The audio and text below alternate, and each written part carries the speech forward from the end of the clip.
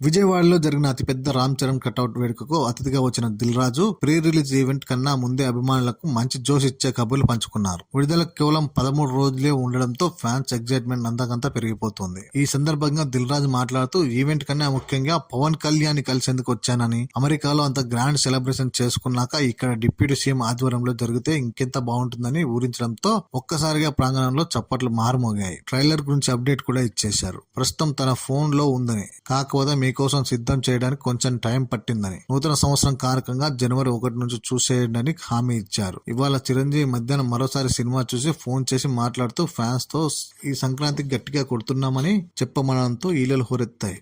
Megastar ప్రస్తావన వచ్చినప్పుడు 40 సంవత్సరాలుగా ఎదిగిన ఆయన కృషికి ఫలితమే పవన్ కళ్యాణ్, రామ్ చరణ్, బన్నీ, వరుణ్ తేజ్, సాయిధరమ్ తేజ్ తదితరులతో ఒక మహావృక్షాన్ని పరిశ్రమకు అందించారని పొగడ్తల వర్షం కురిపించారు. ఒక్కడే బాస్ అంటూ చిరంజీవి గురించి దిల్ రాజు ఇచ్చిన ఎలివేషన్ మామూలుగా పెరగలేదు. మొత్తానికి కటౌట్ ఆవిష్కరణ అయినా భారీగా జరిగిన సంబరానికి వేలాదిగా ఫ్యాన్స్ తరలి వచ్చారు. ప్రమోషన్ల పరంగా ఉన్న కాసింత అసంతృప్తి క్రమంగా తగ్గుముఖం పట్టేలా హైప్ పెరుగుతున్న వైనం కనిపిస్తుంది. ఇప్పుడు అసలు భారం ట్రైలర్ పైన ఉంది. ఒక సినిమా రేంజ్ డిసైడ్ చేసేది ట్రైలరేనని, అందుకే దాని విషయంలో ప్రత్యేక శ్రద్ధ చూపిస్తున్నామని దిల్ రాజు చెప్పడం కంటెంట్ సాలిడ్ గా ఉన్న విషయం అర్థమైపోయింది. రాబోయే వారం 10 రోజులు గేమ్ చేంజర్ హడావిడి మామూలుగా ఉండదు.